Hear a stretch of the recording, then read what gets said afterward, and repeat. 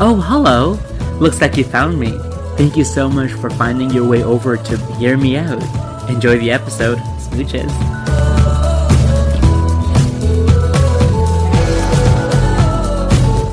Hello, everyone. It's me, Wally. Welcome to another episode of Hear Me Out. Today we have a very, very special guest, one of my coworkers and really close friends. And her name is Taegan. Say hi. Hi. We are recording this over Zoom, so I'm sure you can tell by the audio. And her toddler is at home too, so if you hear him in the background, he's just background noise. It's fine. Pretty much. So how are you doing, Taegan? I'm good. How are you? Good, good. Thank you for joining me this week. Thanks so much for having me. I'm really excited. Same here. So Taegan and I met, I don't even know how long ago now, a few months ago while I was at the Common Good where I work. And at first I just met you when you were getting lattes and everything. And then she used to work there as well before me. And then she started working there again. So that's been nice to, have someone to chat with that gets what you're going through. So yeah, would you agree with that? Yes. Sorry. No, that's okay. Toddlers are distracting. Just a little bit. Anyway, so I guess let's start with our episode this week. Hi. So we're gonna talk first about the poem, the third one called "Dear Rachel," which I wrote for one of my really close friends, Rachel, as like a thank you for always being there for me and everything. And like I wrote this very like quickly, but also like I wanted it to like have like the couplets be very meaningful and all that. I don't know. Every time I find that every time I write a poem, I like to play with different formats and seeing what like looks good and all that because all that's in my mind really important to me because I feel like if it's just sometimes for poetry, like if it's just words on a page, like it has to look a certain way as well and not just be like a paragraph. If that makes sense. Yeah, definitely. I mean, I really like the poem, and I feel like you get your point across definitely on how you feel about her and your friendship with her, and it's simple but sweet. Yeah, Right? and we met like in school as well. Like we talked about this in the last podcast, but like it's crazy like how her and I are the only two. Like she's the only one basically that I speak from acting school, other than my roommate, who wasn't even in my class. Gabby wasn't in my class either, my roommate, but Rachel wasn't in my class either. And they're the only two people that I speak to still from acting school. I don't speak to anyone else from my actual class, but we just connected, and it's so crazy that you can make connections in Yeah, different places. just hit it off. I love that. Those are sometimes the best friendships, right? You Oh, don't have for to. sure. Yeah. And it was like you wanted to be friends with each other. You weren't like stuck in a class together. You had to be around each other. Exactly, right?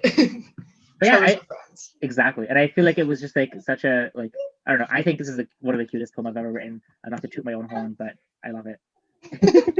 It is, honestly. I really liked it too. I was like, oh, like.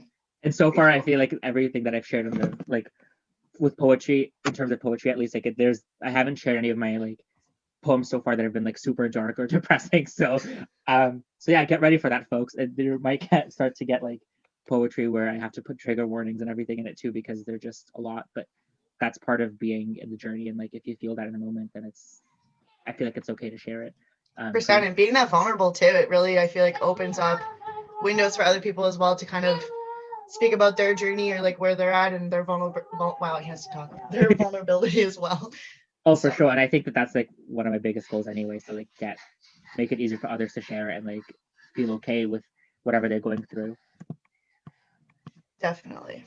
All right, I think we should move on to the next blog post, Okay. which was this dress I'm wearing. I loved this one.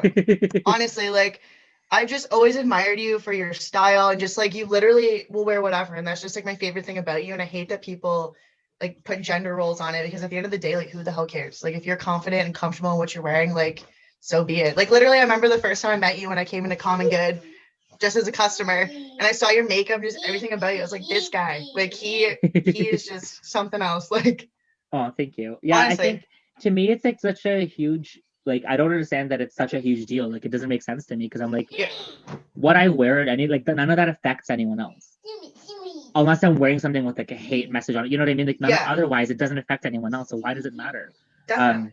And then the fact that people will even like call me an it or be like, like that's just rude. Like why do you think that's okay? So it's just weird to me. I also like I don't actually like in my mind think of it as, oh, I'm wearing a dress today or I'm wearing I just think of it, I'm like, okay, how, I guess, and sometimes like how extra do I want to be, or how comfortable do I want to be, and a lot of the times dresses are so much easier to wear than like having to choose a shirt and pants and all like to make it a whole lot. Dresses are just like one piece and you're done. Usually I wear pants or leggings underneath anyway. I don't necessarily think that I'm going to see my hairy legs right now. But never mind. Fire truck on a shirt. Backpack on his shirt.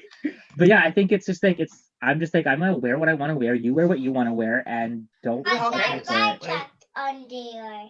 Yeah. I just find that's my biggest thing these days. Like even girls, you know what I mean? Like I see women, dress maybe a little more sporty or whatever, and it's like, oh, why aren't you dressing like a girl? It's like when did this stigma become generalized where like we have to wear certain clothes in order to fit, some role? Like I remember when I was in elementary school, biggest tomboy ever. Like I literally only wore boys' clothes.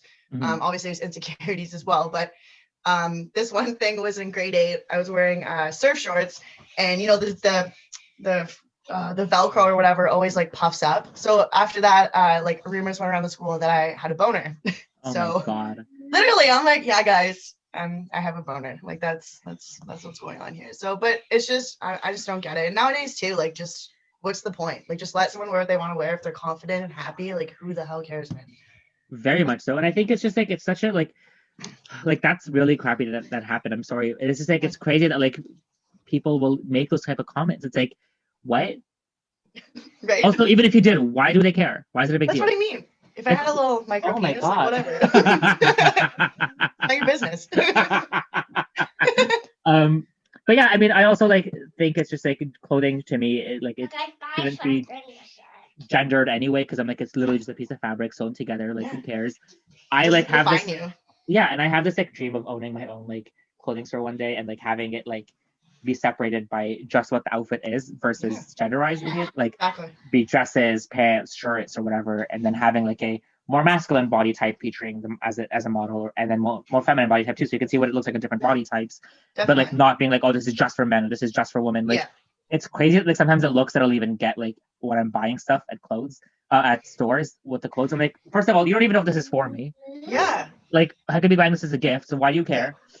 Or like if I go to the change room, like sometimes I'm like, oh, I'm like, why does it matter to you? Like literally, what? So yeah. It's just like those little judgy comments or stares, and you just know what they're thinking. Like they don't even have to say anything; their face just says it all. Yeah, and it's just like really annoying.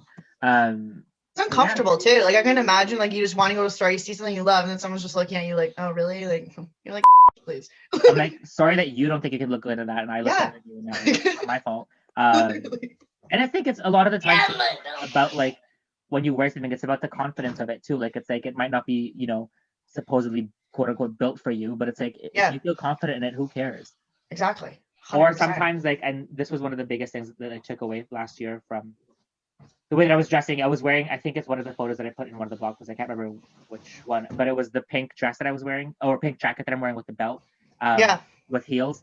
Yes. I was wearing that one day to this, and I went to the crystal shop that I go to, Earth and Sky, and apparently, which I didn't know this, but one of the girls there was questioning her like gender identity and whatever, like one of the customers, and apparently she said to one of the like people that works there that like the fact that she saw me wearing that and feeling so confident, like that like opened up her mind and like, oh, I can do whatever I want, or like it doesn't matter. I think that just warms my heart, and like that's like all I really care about is like making sure that like people feel comfortable and like doing that. And I think that's why I wrote the last paragraph in that this dress I'm wearing, because I like, even if I don't necessarily feel 100%, if you can change someone's perspective, or and like that's like a huge thing to me. Also, don't think I mentioned it. I think I did mention it actually like very lightly when I said costume. That was because that one day when I was at work, the green dress, which is the photo for this blog post, the customer came to me, or I was serving the customer. Yeah. She literally looks at me and she's like, oh, I was going to say nice costume, but I wasn't sure. And I was like, what? Stop. So I literally said, I was like, oh, it's not a costume. It's just my normal clothing. And she's like, oh, well, it's still a very nice costume. And I just like turned around. I'm like, I just told you it wasn't a costume, first of all. And second of all, like, if you weren't sure if it was a costume or not, why even mention it? Literally, just say nice dress. Like, and then second of all, when I told you it wasn't a costume and you said it again, like, what? That's just weird. That's just ignorance. And it's like also I'm like, how lazy do you think I am? I'm literally wearing a dress with pants and boots. Like that's not even a costume. Like what costume would that be? For sure. So it was just really, really crazy to me. No, and like you have style. Like I've honestly like never. Anytime you come to work, you're just always very vibrant. And also too, like if you wanted to put you dress like a man, you have dressed very masculine as well. So it's not like you're not just specifically always. Yeah, I mean that's the thing. Like I always just wear what I want to wear and what I. Yeah, how you're feeling. It's on your mood. It's like any person. You want to wear track pants one day, you wear track pants. You want to dress up one day, you dress up. Like why is that? Exactly. And as long as I feel like I'm appropriately dressed for work, like I don't think it should be like affecting how people treat me. Literally. Although I have found usually when I'm more extra, if I'm serving like, girls, I assume most of them are girls or gay people. Like I usually get better tips. I'm done with them. I'm like if my extraness gets me more tips, like why not? Literally, honestly, it's great. Like some really people funny. I find either they really embrace it and they love it, and others it's like what is happening right now. But those are the people that are very close-minded and haven't opened up to the whole, just doing what you want to do. Like oh, very much so.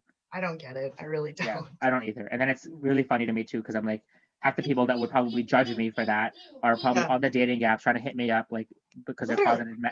I seen you on Hinge last week. Didn't we match? Like, bear me. No, but even too, like I remember our Christmas party when you showed up and in Jacqueline, like you came as Jacqueline. I was like, this man, like just rocking it. You had the big boobs out. Like, and then you did your little show for us. It's just like the confidence and everything, man. Like I admire that so much. And it's just, that takes a lot. Like it really does. And it's just, if that makes you happy, then just do you. Like, honestly, screw everyone else. That's like, life's too short to care what people think. You know what I mean? I love drag too. I get it. It's harder. Well, I think it's one of those things too. It's like, it's as long as I'm not like hurting others, then why are you judging me for the way that I'm dressing or like, what you're doing, anything? How is it affecting your life? But Jacqueline has definitely opened up my like, even my own mind on like what I can and can't wear and all that. For sure.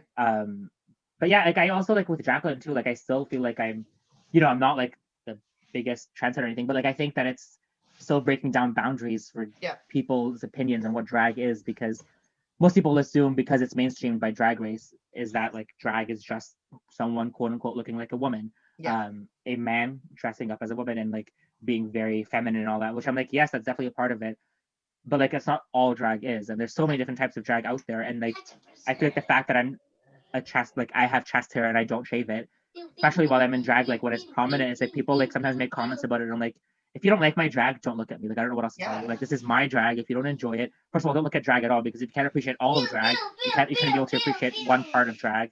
But yeah, I know drag is a lot of fun, and I think it's one of those things that like it's a performance art, so it's not just about looking like a specific thing. It's like this is my drag style, but that's all it is, and I'm still a good performer. It's an outlet as well for creativity, artistry. Like it's a way to express yourself, and if that's how you feel confident, then just do it. Like, and yeah, I think I remember trying to make a comment. I was like, oh, like I love your chest hair, like in all the photos. And you're like, yeah, but I like that because as great as like RuPaul's Drag Race is, but I feel like it's too modified. It's not like, if you went to some club and saw drag queens, like they would look like how you look, the chest hair popping out, like just, and I love that because I feel like it's so authentic and they're doing it for fun. Like it's who they are, but it's also their like side personality as well. You know what I mean? It's not just all about the glam and the sparkles and I think it's very like Drag Race is very marginalized and only shows a specific amount of what drag is. And I'm like, there's definitely been like things that have changed over time, which is great, but also I'm like it's been very slow, like in terms of like they've never had a drag king on the show or female presenting people that are that do drag and all these things. And then this season is actually the first season they've ever had someone who is trans on the show that's not an all-star season. So and they're amazing. Like Gottmik is their drag name, and they were born female and are now male, but it's just like it's, and their drag style is amazing, and it was so great to like see that. I felt amazing watching it as like representation, and then reading all these comments of people that are trans and seeing them be on the show. I'm sick, and like how good it made them feel, and like they cried watching it. I'm like, that's so like amazing to see that. And like one of the first episodes they were in, they like were wearing this outfit where you could see their like surgery scars. And like Aw. there were so many people that were like, that means so much to us, representation. I like literally cried reading all these comments, and I was like, this must feel so good to have this finally on a show like this that's so mainstream. And it's like, it's amazing for what it's done. Obviously, like you've made drag in itself mainstream, but I think the show itself does need to do more in like making all types of drag valid and making sure everyone can see all types of drag. Yeah, I 100% agree with that. I feel like they have to fit a certain criteria, and if they don't, it's just not really, I wouldn't say welcome, but it's just not what they're looking for per se. Yeah. I mean, I'm glad to hear about that transgender, because I mean, I remember RuPaul faced a lot of backlash for when he said, oh, you know, we don't have transgenders on our show. I'm like, man, you can't say that, especially for someone who's also like a big who perceives to be such a big like yeah, big like advocate. the gay community and everything. Like, I just found that really hypocritical of him to say that. Like, it's just like, you've put yourself on this platform and are trying to help people, but it's like you can't discriminate against one side of it. You know what I mean? It's accepting everyone. Well, that's crazy too, because like, yeah, he's definitely pushed a lot of boundaries and done a lot for the community. Yeah. But he's genuinely like, and like, I'm sure the whole community appreciates all that, but at the same time, it's like he's very old school. Yes. And I'm like, you need to let that go. Like, yeah.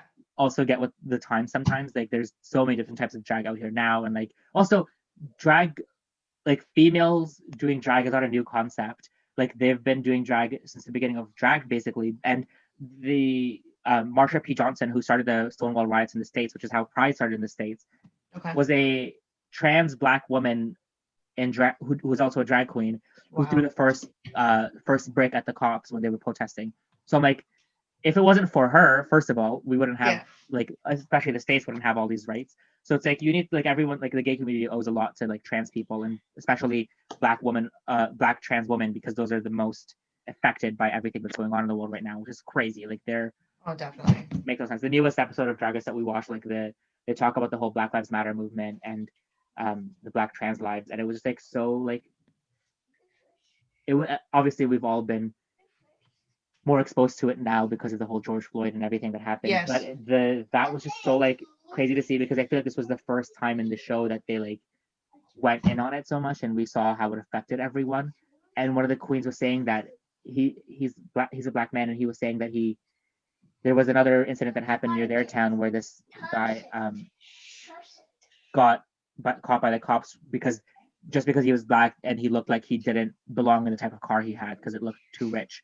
Wow. And he's like, that literally could have been me if I was in the wrong car, because it happened like 2 blocks down from where he lived. And it's like, it's just crazy that like you can literally walk out of the house and be shot for not being white.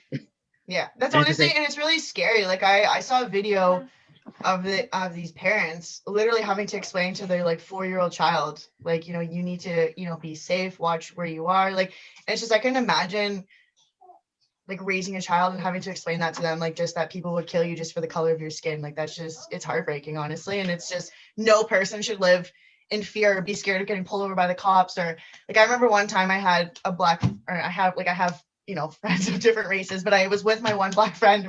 I know, I feel like it sounds so bad. So I was with my one Black friend once, and we got pulled over by the cops, and they started like interrogating him. And I'm like, why are you doing this? And they're like, well, you know, like, well, we're just curious, like, where you're going and like how you guys know each other. I'm like, this is like one of my good friends. Like, and it's just like, I hate to say that, but if I was not white, like, I'm scared of like what could have happened to us because of that. But it's like, even just like witnessing something like that, like, I was just so like embarrassed for him, and like it was just, I didn't know how to react. Like, I've never, sadly, obviously had to deal with that, and it's just like, it's honestly just terrible. Oh, very much so. And I feel like that's the biggest thing where people don't understand what white privilege is. Yeah.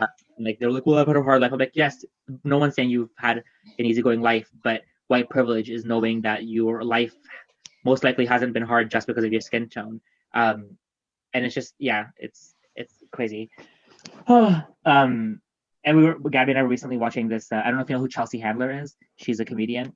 No, I don't. And she's made a lot of like crass jokes in the past, and even race jokes in the past. And she's like obviously like learning a lot, and you know, has apologized for a lot of things she's done. But she recently did a like white privilege documentary, kind of talking about it. And like one of her exes, she was saying when she was a teenager, was this Black guy, and they were in a car that I think she was driving, or I can't remember the exact story, but basically like there were drugs in the car, and literally nothing happened with her, but he got like so much jail time for it and all these things. Wow. And it's like crazy because his whole life got like messed up because of this, and nothing happened to her.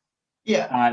And she was like, now we're looking back at it, like I did not realize how much privilege I had just because of my skin tone. And she even does like she sits down with Kevin Hart and Tiffany Haddish talking about white privilege and like how their careers have been affected by just because of the fact that they're black, and how much farther she's gone probably just because she's white. Like, yeah, she's hilarious, but it's like, okay, but so is Tiffany and so is Kevin. You know what I mean? Like, yeah, exactly. So yeah, it's crazy, and I'm just like, I'm hopefully like change will happen soon, and like people will realize that it's not okay to treat people differently just because of the skin tone and all these things. It's just like to me it just doesn't make any sense why you would. Either. So like I'm just like I don't understand why it didn't exist. Why it's systematic racism that's been here forever, and why all those systems need to just be broken down and like fixed and.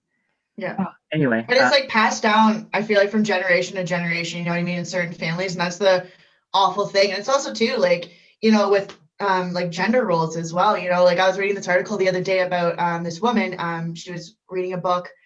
She goes around and reads books to like kids at school, and it's like a book about a princess. And she says every single time when she tells the title of the book, girls freak out, yay, princess, and boys are always like, boo, ew, like. And it's just wondering like what is so wrong with liking girl things, or having little boys play with girls' toys, or like I don't get it. Like it's just, why can't, if they want to be happy, just let them, like. And that stuff is taught. It's not very much so. Taught. And I think like we were having a conversation once at work when it's like kids might have questions but they don't judge. Yeah. Or if they don't know, they'll be like, oh, ew, but then once you teach them, you're like, exactly. Just because they don't know. And like it's like, if everything is perceived, right, like if they perceive something as weird or wrong, then if you teach them like, hey, actually, like, no, this is just normal, they're like, oh, okay. Like one of my friends, he was saying to his kids that like his daughter was saying that boys don't wear makeup or whatever, and he was like, well, actually no, I do. And he was talking about me. He's like, I know a guy who wears makeup sometimes all the time, and like he's really pretty, like it shouldn't matter. And she's like, he showed her a photo of me. Yeah. She's like, oh yeah, he is pretty. Like, yeah, that's. Aww. And like that's just like, that's the thing. Like it's like they might think it's weird, they might have questions about it, but once you, or it's like, it's not a big deal. Like they'll understand. Yeah. Just explain it. But it's also too being around those other kids that have those parents that tell them like, no, this is how it's supposed to be. And then you're like, your kid comes home and like, oh, well, that's not right. It's like, actually, sweetie, it's not a big deal. Yeah, so, honestly. And I think it's like one of those things. So like going back to like being scared to like walk in the street and all that. Like I genuinely, whenever I'm wearing clothing that's like quote unquote really feminine, wearing heels, like I don't necessarily feel safe walking down to work, and work is literally like 3 minutes away for me. But yeah, it's just like I shouldn't have to feel unsafe just because of the way that I'm dressed. Exactly. So like the minute feeling that I get from that, I'm like, I can't even imagine being even more visibly a minority and like having to deal with that. But that's all part of the growth that needs to happen with the world. So that's hopefully coming. Honestly, let's hope it changes. Yeah. People get over it. And I think that's, talking about skin and all that is a very good segue into the next blog post, the skin that I'm in. This was actually like really genuinely hard for me to write because I wanted like, when I started the blog, I was like, okay, like every, I'm going to plan out everything that I want to write, blah, blah, blah. I was feeling so like uninspired in what I wanted to write about. And I was like, you know what, I'm just going to like see what happens. I'm just going to like start like a stream of consciousness and see what comes out. And then this whole thing came out, which I think it's very, very honest and very...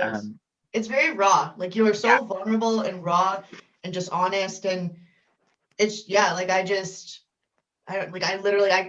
was almost crying when I finished reading it. Like it's just so sad. You know what I mean? Like, like, I don't even know what to say even now. I'm almost crying. Like it was really just... Well, I definitely cried writing it. So I but it's just like, to me, like I wanted it to like, I don't have a perfect life, obviously, and that's why this whole blog is. It's like I don't want it to feel fake that I'm preaching like all these things, and I genuinely have a perfect life. I don't. There are definitely things that I want to work on, and things that need to get better.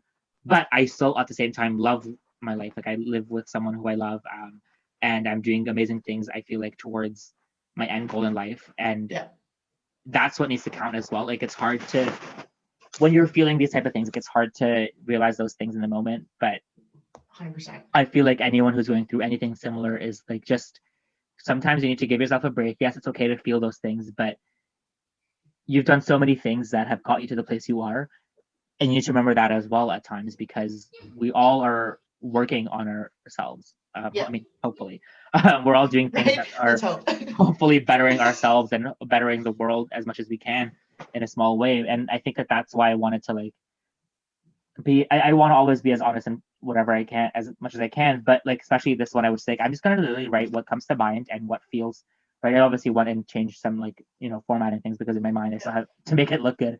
But I think that that's like, just part of it, like flowing better and all those things. Like those things do matter as a writer to me. And so, yeah, so it's just like, obviously all the other blog posts are also very honest and from the heart. But this one was just so like, I'm just like, I'm going to write what I feel in this moment and just like let whatever comes to mind happen and not have it be necessarily directed to any specific thing until I got to a point and then it became very directed about a certain situation that happened recently, which we won't go too deep on. But learning this about this person, I was just like, why would you even say these things? Yeah. Because to me, it doesn't make sense. It's also not true. Yeah. But like, I think it's just like such a looking. I mean, I don't want to, like try to figure out where this person's brain was at or mind was at or anything like that. But I feel like it's a lot of projection and a lot of self-hatred projecting onto someone else. Yep. 100%. And a lot of insecurities. I know the things that I'm insecure on. I know the things that I need to work on. But projecting all of these things on me is not okay, I don't think, at all. And telling me that or telling other people that I hate the skin that I'm in, that I want to be white, that like, it's just like, what? I've never denied my race. I've never denied where I'm from. I've never denied my culture. But if someone assumes that I'm Italian or Greek, and I don't correct them right away, because in my mind, if I'm going to get treated better, why wouldn't I let them assume that? Yeah. Exactly. And that doesn't say much about me. That says more about the society and what everyone else thinks about everyone who isn't white. Exactly. So I think, again, it says more about, like, I think at the very bottom I said, like, it says more about you assuming that just because I'm not white, I should be darker. Exactly, yeah. Than it does about me not correcting you right away. Exactly. And I don't want to, like, I'm working on, like, figuring out everything about the situation and letting myself feel everything that I need to feel to move on from it.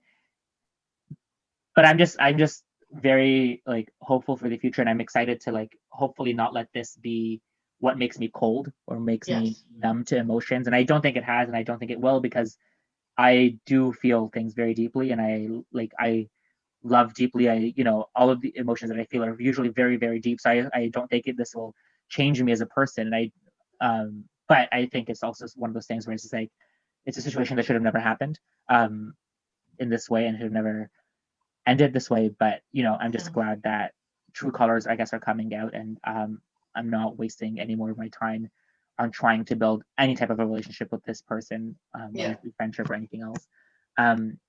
Yeah. And I feel like it doesn't say anything about you as a person either, because I mean, I remember, and you handled it very maturely, like when this all did start, you voiced to this person about how you felt and you were very honest. And, I just feel like they took it the wrong way, or I don't know, if somehow. It's also too, like, I find when you're starting to do your own work, you see that people have other stories too, and they're projecting their stories onto you. You know what I mean? So it's like, you really need to reevaluate, like, hey, is this person being this way to me because of who I am or because of like who they are? Do you know what I mean? Like, is there something about me that they wish they had, or like they're envious of, and then they're just lashing out because, I'm who I am, and it's just, they're like, oh, f you, like, whatever. So I like, that's kind of how I felt with that person towards you, is because you're a very confident, strong individual and very secure of who you are. And I feel like this person just hasn't gotten there yet, and they're just kind of, still like moping through life and figuring things out, but haven't. So they're just a destructive path of insecurities. Very much so. And I think that, like, the toxicity that like started from this too, is like, it's just crazy, and I want to do the work that I need to do to, like, get it out of my system, basically. Yeah. And it's just one of those things that, like, I am a very confident person. I do, like, I also, I mean, there's things obviously that, like, still affect me in terms of if people make certain comments or whatever, but it's like, as a whole, in general, I'm pretty confident. I like who I am and all these things, and I know the things that I need to work on and what I'm good at and all those things. So it's like, it's just crazy that, like, I even for a second let this person's thoughts or whatever get to me in terms of believing them even for a second, because everyone around me was telling me that I, like, had spoken to at all, that, like, I'm not this person, that this is not who I am, and I just don't know why I even let what happened belittle myself into it, you know. But you know, it's part of the journey, and I learned from it, and I'm going to continue to learn from it, and I think that that's what makes certain things like, if I didn't go through this, I probably wouldn't be as strong as I will be for the next situation. Yeah, and 100%, it teaches you so much about yourself. I mean, like, obviously, you know, I was with a very abusive person, like more mentally and emotionally than physical, which I think is harder to I can't say, because I mean, I've never been beaten to a pulp, but I mean, just definitely someone that preys on your insecurities, your self-worth. They belittle you, literally make you feel like you're nothing. Like I've never like ever felt this way in my life, and just letting someone have that power over me and putting me in that position was probably like the lowest of my life. And it's just, I just don't understand how people can do that to individuals and want to put them so low and make them feel so shitty about themselves, because it's just not a good feeling. And I think, you know, we all need to love each other and lift each other up, because everyone is so much happier and nicer when things are that way. You know, like I'll be walking down the street and I've had girls, you know, oh my gosh, I love your dress, or I love your jeans. And it literally just makes my day. So I'm like, oh, like, yeah, thanks so much. Like, you know, it puts a smile on your face. And I just don't understand why anyone like wants to do that. It just makes no sense to me at all. Like, I can't. No, very much so. And I think that that's part of life, is like learning, like going through everything you've gone through and learning what's real and what's not, and that, like, I know you and I know you're not any of those things that this person made you believe. And I think it's just one of those things where, like, we have to try to do our best to be as true to ourselves as possible, and do our best not to let others' perceptions of themselves and what they're projecting onto us get to us. But that's also, like, we're all still human. Like, no matter how strong and confident we are, there are times where we let certain things slip by, or we'll be distracted by something else and we won't notice something like this negative thing coming towards us.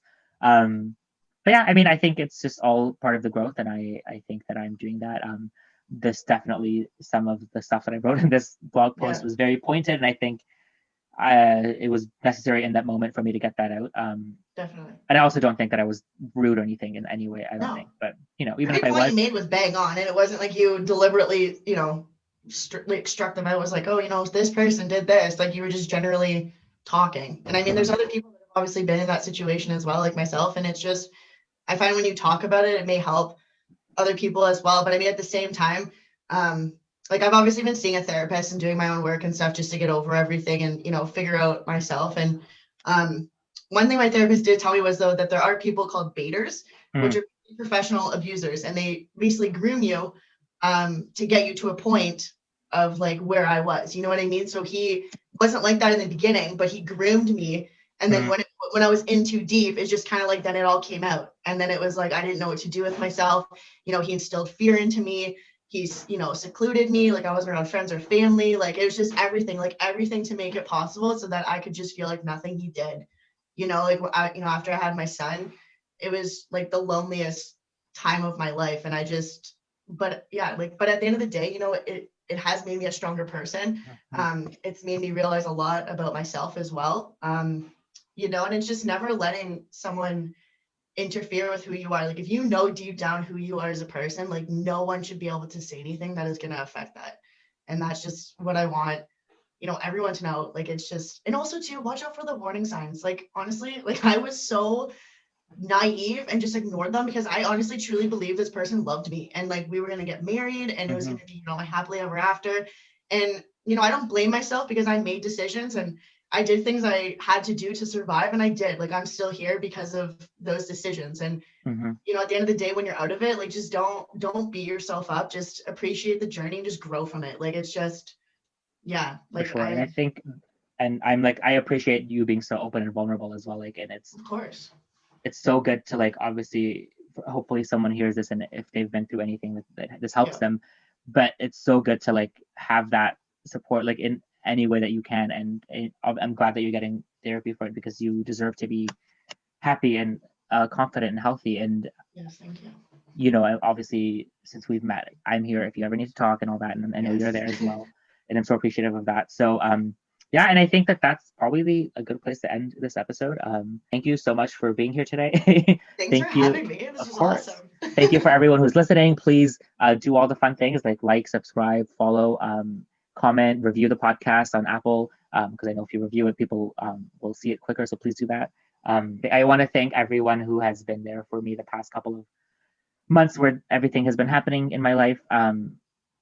That includes obviously my roommate and Lisa and Serena, and you as well for sure, Paige, Rachel. So many people that have definitely been there for me, and whether they knew what was going on or not, I so appreciate the fact that you are just there and like always there to listen and tell me who I really am, even if I'm having moments of doubt. Yeah, and anyone you would like to thank particularly right now? Yeah, same. Just everyone that supported me through this journey, and I mean my family, obviously, like they went through hell with me during all of that. But no, it's just really great to be in a better place and have friends, and you know, I'm so blessed to have met you and come back to Common Good. So and Yeah. Common Good for having me back as well. Yeah. But yeah, no, it's just this has been great. So thank you. Of course, and also thank you like once more to Josie for making my amazing artwork. I love you. Yes. I have the stickers yeah. on my fridge. So yeah, thank you everyone for finding me and for hearing me out. I hope everyone stays gorgeous and smooches. Smooches. Everyone.